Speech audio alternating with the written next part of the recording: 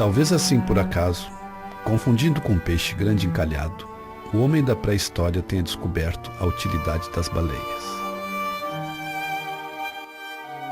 Ao assar a carne do animal, talvez tenha percebido a espessa camada de gordura se transformando num óleo escuro e mal cheiroso, que ao queimar lentamente, podia iluminar durante toda a noite. Ao se acostumar com esse conforto, é normal que o homem não quisesse mais depender dos encalhes.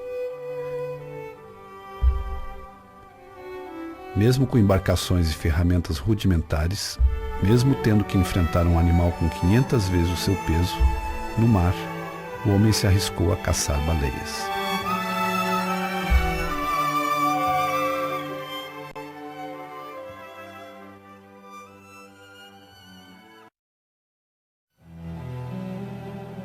O primeiro registro escrito de baleação foi feito pelos japoneses, no ano 712. Na Europa, os precursores foram os noruegueses, que no ano 810 já viajavam pelo Oceano Ártico em busca de baleias. Eles ensinaram sua técnica aos flamengos, normandos e aos bascos, que seriam os maiores caçadores de baleia durante 400 anos. Moradores da beira do mar de Biscaia, os bascos eram favorecidos pela migração das baleias francas do norte. Caçaram tanto que no século XV houve a escassez dessa espécie, e com isso, a necessidade de se caçar em outros mares. A bordo das ágeis caravelas, inovação técnica da época que permitiu as grandes navegações, os bascos chegaram até o Mar de Labrador, a Groenlândia e ao Spitsberg. Nessa época, revolucionaram a atividade baleeira inventando o navio-fábrica, onde a gordura da baleia era cortada, derretida e armazenada em barris. Em 1580, com o início da União Ibérica, Portugal e suas colônias passaram a ser administradas pela coroa espanhola. Em 1602, o rei Filipe III concedeu a 2 capitães bascos o direito de caçar baleias no Brasil. Durante o século XVII, a atividade se desenvolveu apenas no litoral da Bahia. E no século XVIII, foram criadas as pescarias do sul. A caça à baleia expandiu-se às costas fluminense, paulista e catarinense. A costa catarinense e a costa brasileira do sul do Rio Grande do Sul, até mais ou menos ali o sul da Bahia, é um lugar de ocorrência de cetáceo. É um dos lugares do mundo onde tem a maior variedade de ocorrência, né, de espécies. A gente tem aqui casos de baleia azul, baleia cachalote, orca, várias espécies de golfinhos oceânicos, golfinhos costeiros e a baleia franca. Então, claro que a franca a gente vê mais ela viva, né? Não nesse caso aqui, mas vê mais ela viva porque mães com filhote, elas têm esse hábito de vir para a costa para cuidar do seu filhote. Então esse é o motivo que a gente enxerga. Mas se a gente pegar um barco aqui e ficar aí fora uma semana, lá assim 5, 10 quilômetros longe da costa, a gente vai ver um monte de espécies de golfinho e de baleia. Golfinhos e baleias são cetáceos, uma ordem de mamíferos aquáticos que está dividida em 2 grupos principais. As baleias com dentes e as baleias sem dentes. Essas baleias sem dentes, que são as baleias propriamente ditas, têm em Santa Catarina como representante principal a baleia franca. No hemisfério norte, principalmente em inglês, chamavam ela de right whale. Whale é baleia, right seria a baleia certa para ser caçada. E aqui baleia franca, porque ela é franca. Além de ficar boiada, o que facilita a caça, além de ser curiosa e vir para perto do barco para olhar, baleia franca. Depois de morrer, ela ainda ficava boiando. Então tu imagina, tu caça um bicho lá de 60 toneladas que afunda. Fica ruim de caçar. Ela ficava boiando. Então, a quantidade de gordura a gente pode ver ali, camada de espessura de gordura que ela tem ali. Então é um bicho que era, comercialmente falando, apropriado para ser caçado. Em Santa Catarina, no período colonial existiram 6 armações baleeiras. A armação de Nossa Senhora da Piedade, fundada no ano de 1746, onde hoje existe o município de Governador Celso Ramos. A armação de Santana de Lagoinha, de 1772, na praia da Armação do Pântano do Sul, em Florianópolis. A armação de São João Batista de Itapocorói, fundada em 1778, atual município de Penha. A armação de São Joaquim de Garupaba, de 1795. A armação de Santana de Imbituba, fundada em 1796. E a armação da Ilha da Graça, atual Ilha da Paz, no município de São Francisco do Sul, fundada em 1807. A armação vem de armar-se, armar-se para a pesca da baleia. Vem justamente de se utilizar apetrechos para pescar. E a armação, ela era uma vila justamente onde eram pescadas baleias, né? Mas tinham outras atividades também. Atividades de subsistência, como a lavoura, os trabalhos junto aos engenhos, que dava justamente, garantia a sobrevivência desses, principalmente os escravos que trabalhavam nas armações. E a importância das armações para a história de Santa Catarina é fundamental, porque elas vão estar instaladas muito próximas às vilas de origem luso-açoriana. Mas apesar do litoral catarinense ter sido colonizado por açorianos, a atividade baleeira em Santa Catarina também é de origem basca e não portuguesa. Eu não vejo qualquer relação entre o aparecimento da baleação aqui em Santa Catarina e a baleação açoriana, que é posterior e é de origem americana anglo-saxónica. O que eu penso, que me parece óbvio e provável, é que com a vinda dos açorianos para Santa Catarina, em meados do século XVIII, obviamente que eles se tenham encaixado no processo do fenómeno baleeiro, da atividade baleeira, como ilhéus, como pescadores, como homens ligados ao mar e às atividades pescatórias e ainda por cima ligados a uma realidade de ilha, é bem provável que tenham abraçado essa atividade, alguns deles. A armação da Piedade, em Governador Celso Ramos, foi a primeira, a maior e a mais importante de Santa Catarina.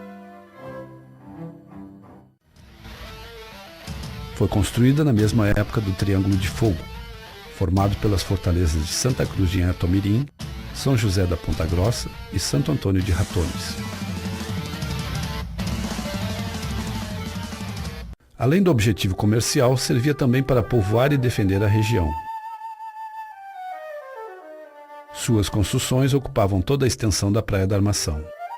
Era composta por telheiro das embarcações, casa da ferragem e ferraria, casa dos feitores, hospital e farmácia, igreja, casa grande e armazéns, senzalas, telheiro para construção, casa dos tanques, casa de frigir, depósito de lenha, casa dos cabos, casa do pano, casas dos baleeiros, fontes de água e trapiche.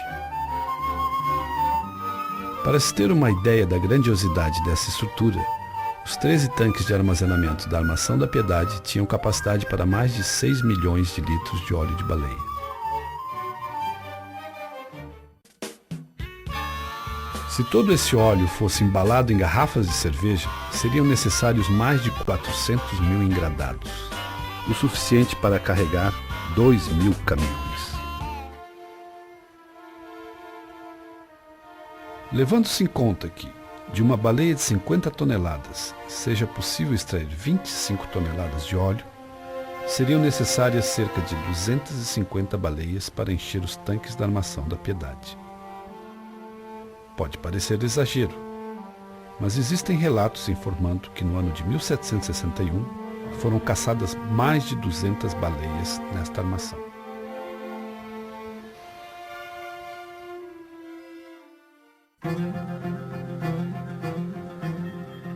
Durante muito tempo, caçar baleias foi uma atividade extremamente arriscada. A bordo das baleeiras, embarcações desenvolvidas especialmente para esse fim, os caçadores remavam ao encontro do boi do mar. Armados apenas com pequenos arpões, deviam se aproximar ao máximo do robusto animal para não desperdiçar as arremetidas. Arpões fincados eram arrastados mar adentro até o oponente desistir de lutar pela vida. Tamanho esforço rendia milhares de litros de recompensa.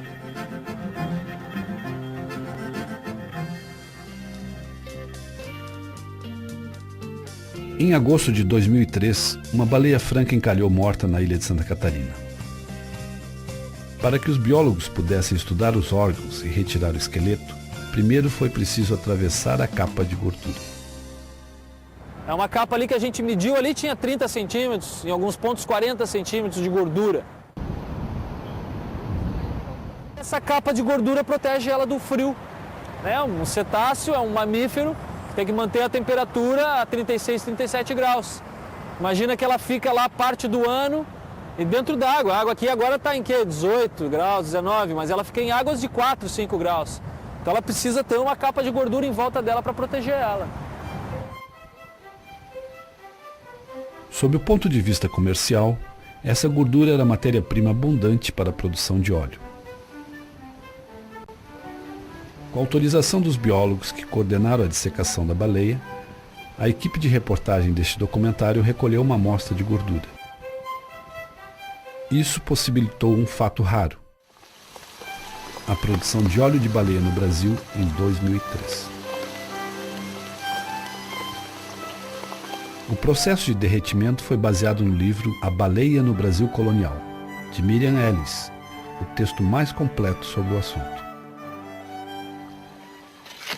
O azeite de peixe, como também se chamava o óleo de baleia, era o principal produto das armações e razão maior da caça. A gordura era cortada em nacos e derretida em tachos de ferro ou cobre, alimentadas por fogo a lenha.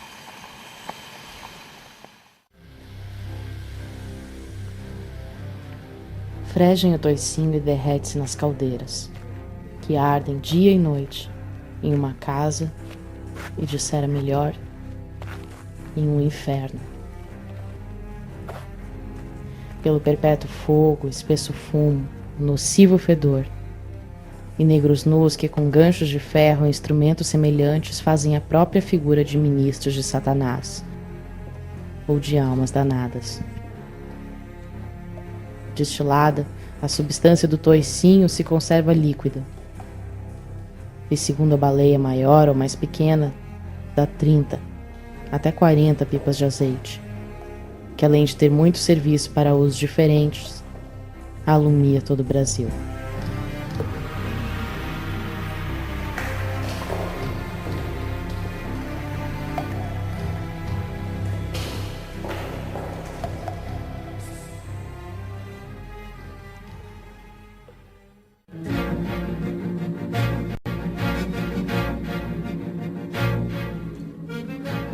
O óleo iluminava as capitanias da colônia e as ruas da metrópole.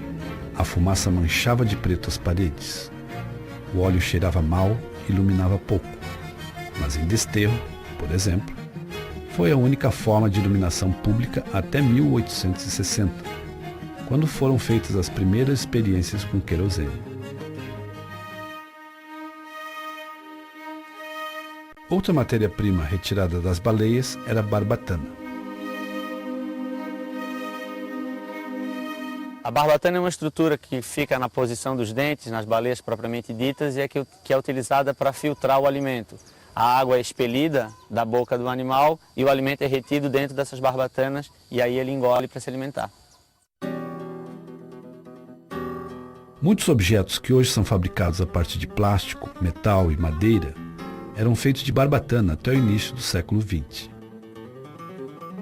A barba de baleia, como também era chamada, era o principal produto de exportação das armações. Em 1777, o Brasil exportou 25 contos, 874.640 réis em barbatanas, o equivalente a cerca de 500 mil reais. E apenas 870 mil réis em óleo de baleia, aproximadamente 16.800 reais.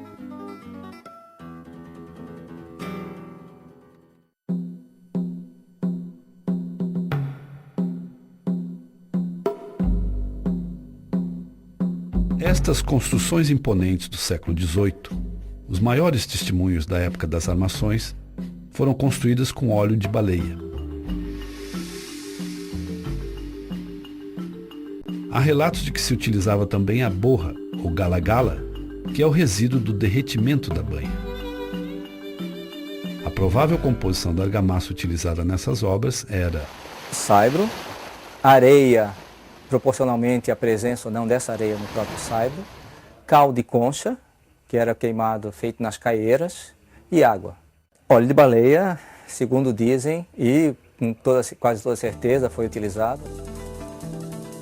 o óleo de baleia serviria como aglomerante.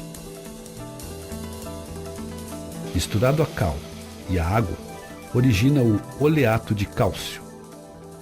Este elemento garantiria a resistência à ação corrosiva da chuva. Gostaria de provar se esse óleo de baleia melhora ou não as características da argamassa, principalmente quanto à resistência. Uma amostra do óleo de baleia foi encaminhada pela equipe do documentário ao Departamento de Arquitetura da Universidade Federal de Santa Catarina.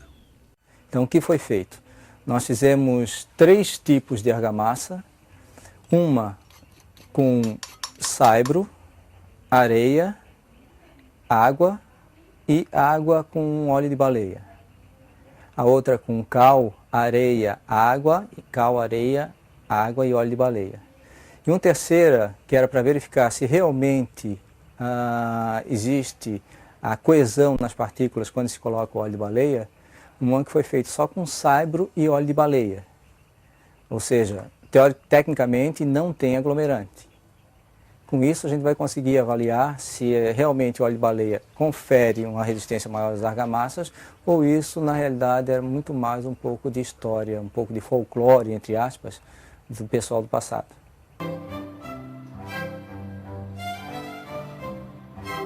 Foram realizados 2 testes. Um para medir a diferença entre as resistências das argamassas e outro para medir a impermeabilidade.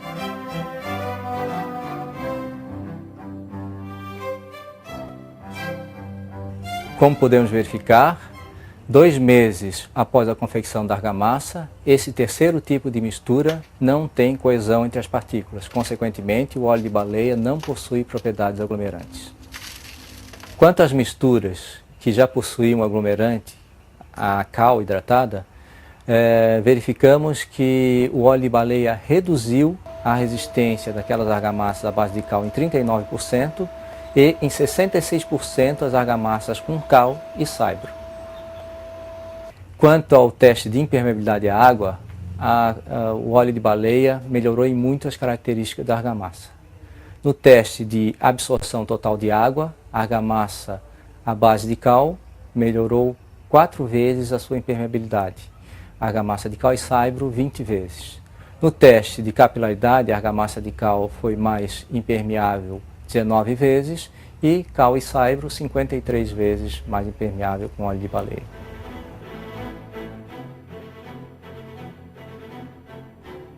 Das armações coloniais restaram apenas as capelas e algumas ruínas. Meio século após a fundação da primeira armação catarinense, a atividade baleeira já entrava em decadência, devido à escassez de baleias, à má administração e à concorrência de navios franceses, ingleses e norte-americanos no Atlântico Sul.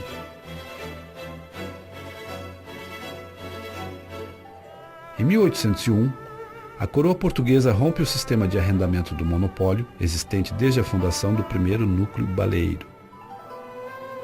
As armações foram vendidas ou incorporadas à marinha. No final do século XIX, já estavam arruinadas ou desmoronando. Mas este não foi o fim da caça-baleia em Santa Catarina. No século XX, existiu a chamada indústria da caça-baleia em Imbituba. Neste galpão, construído em 1952, operava a Sociedade e Indústria de Pesca Limitada. Os empregados não eram permanentes e os horários não eram fixos, mas a atividade era considerada industrial devido ao seu grau de mecanização. Cedolino Matos é um caçador dessa época. Nós metia a cara e ia embora, não tinha problema. Aonde tinha, nós estava aí.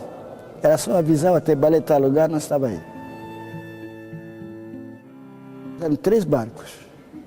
Cada guarnição era 6 pessoas cada guarnição. 4 remando, o timoneiro e o arpoador. O timoneiro que tem que olhar e ver para onde é que ela ia, né? O arpoador apontava para onde é que ela ia, saber se ela ia por lá, e aí o timoneiro tem que levar a lancha naquele rumo ali, né? Quem mandava no barco, bem dizer, era o arpoador, né? Porque ele que ia na proa, vendo onde é que ia a baleia. Eu era remador. Nós ia no remo. Quando eu comecei, já se usava dinamite. Em 1935.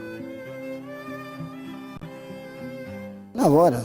Era só explodir, pronto. Só se você não botasse num lugar, botasse mais para trás, que não acertasse o lugar para o morredor, né?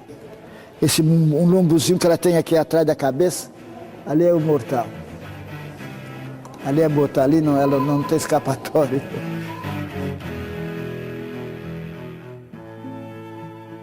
Este equipamento, chamado autoclave, servia para derreter a gordura da baleia. Esse aqui era enchido de toicinho picado. E depois de toicinho tinha uma cardeira lá que dava pressão para esse autoclave. Depois dele tá derretido, ela ia botando água dentro do tanque do autoclave e o óleo ia subindo até correr todo o óleo para os tanques.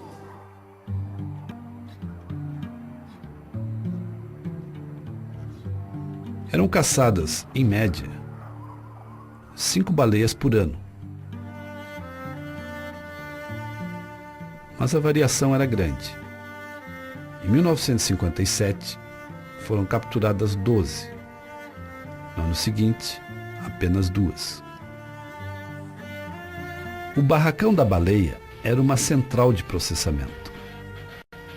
Aqui também eram beneficiados animais caçados em outras praias catarinenses, como a Armação do Pântano do Sul, em Florianópolis.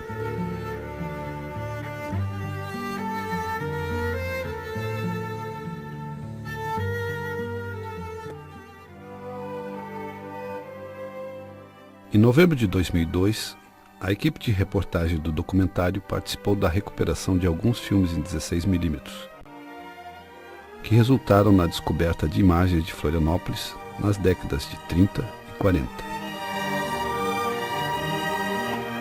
Cerca de 1h30 de cenas, ainda inéditas, mostram como era a ilha naquela época.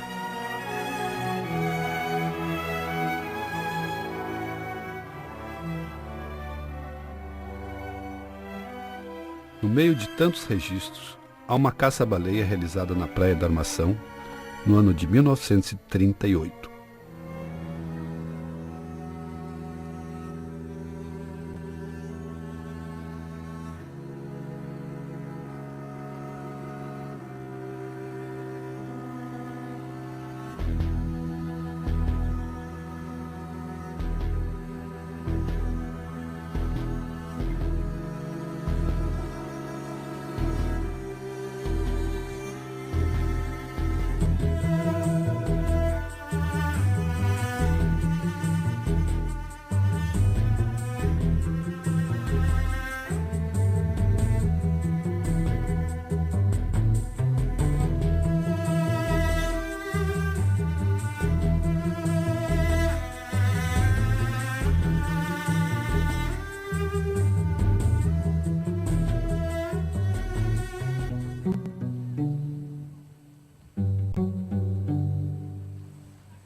A Armação do Pântano do Sul é uma das praias catarinenses ainda muito ligadas à história da baleação.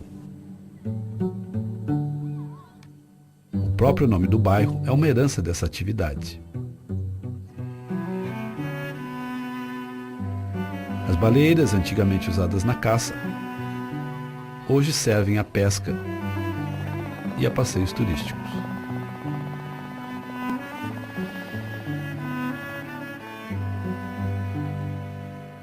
Os restos da atividade foram transformados em atrativo para o turismo e guardados como relíquia por alguns moradores. Eu encontrei esse tacho aqui em 1982, quando deu uma ressaca forte aqui na Praia da Armação.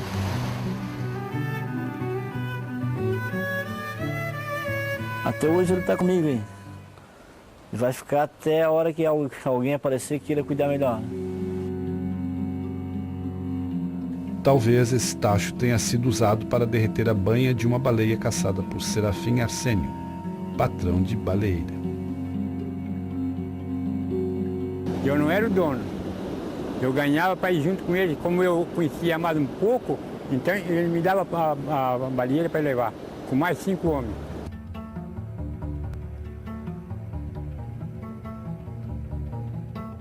Quando eu ficava de barriga para cima boiada. Aí trepava em cima, amarrava ela para depois puxar para ali, ó.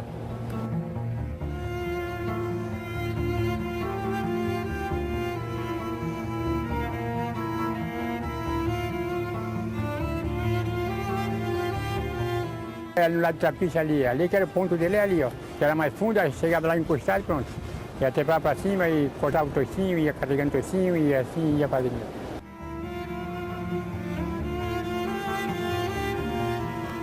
No final da década de 30, a notícia de uma baleia caçada na Armação corria toda a ilha. Vinha gente de tudo quanto era canto. Vinha do Ponto Sul, vinha do Ribeirão, vinha do Morro das Pedras, vinha da cidade, tudo aquela uma farra e uma festa, era coisa medonha.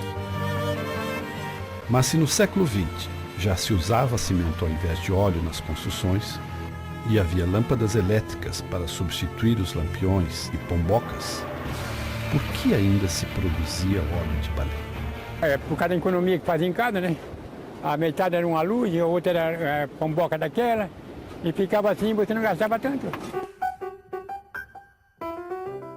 Mas o principal motivo para se produzir óleo de baleia em Santa Catarina no século XX era a utilidade desse produto para um tradicional ramo da economia brasileira, a indústria de couro. Nos costumes, o óleo de baleia era utilizado para amaciar o couro. Hoje em dia, outros produtos cumprem essa função.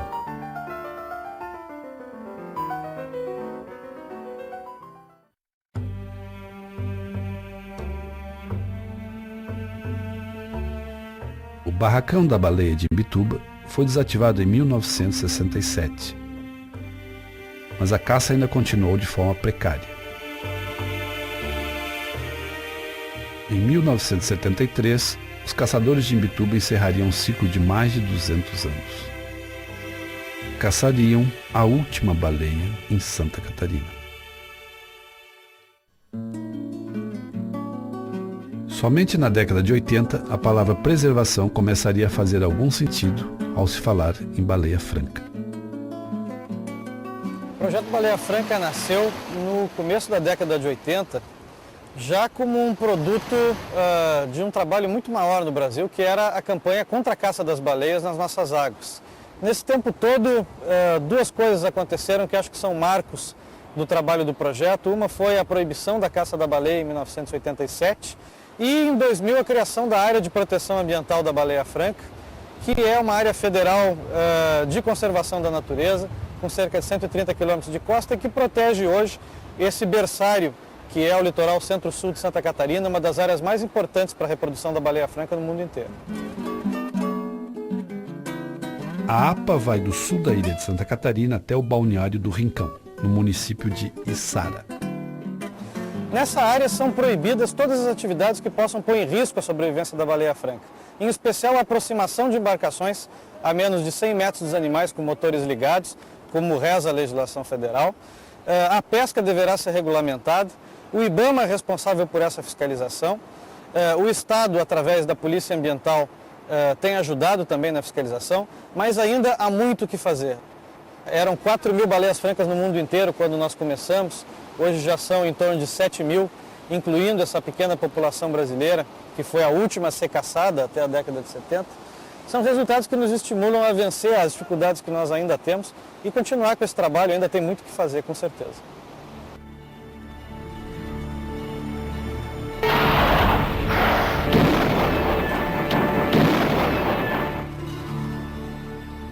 Se por um lado as campanhas de preservação ajudaram a acabar com a caça-baleia, por outro, deram condições ao surgimento de uma nova forma de se lucrar com esses animais.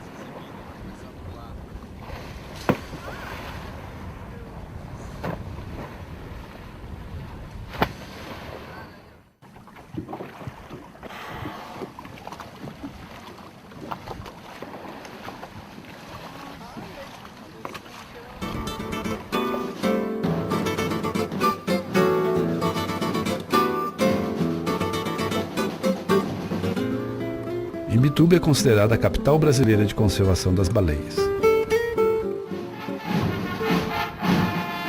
Desde 1997, é realizada no município a Semana Nacional da Baleia Franca.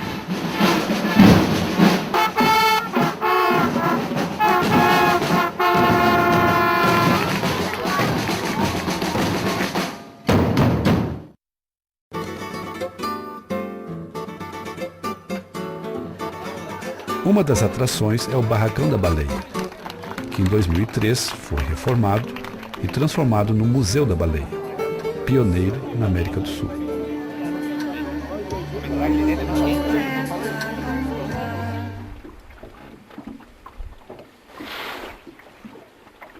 Mas o que atrai turistas de outros continentes para a região são os passeios para observação de baleia, que migra para o litoral catarinense entre maio e novembro.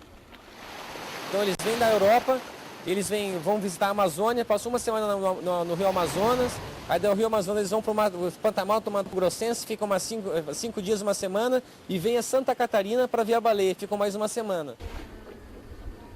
A nadadeira peitoral, ela está de barriga para cima agora.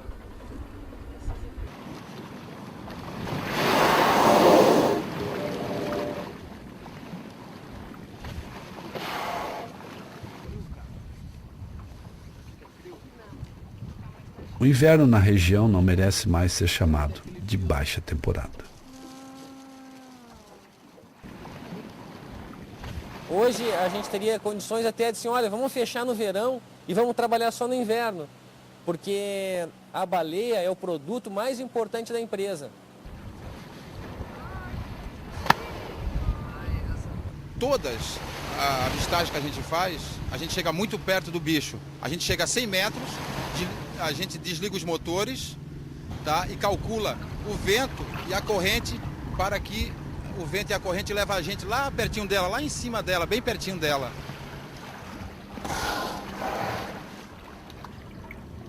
E a gente nunca imagina que a gente vai chegar tão pertinho assim de um bicho tão grande, que é tão, como eu posso dizer, tão bruto, né? Que a gente vê que na realidade ele não é nada, é apenas um bichinho que ficou agora paradinho do lado no nosso barco. Gostei mesmo, bem legal. Hoje a baleia, além do turismo de observação no mar, existem produtos que são vendidos, existe todo o tema da baleia. Então, hoje a baleia ela é um negócio muito mais próspero, ela sendo mantida, sendo conservada, né, do que ela sendo caçada e morta.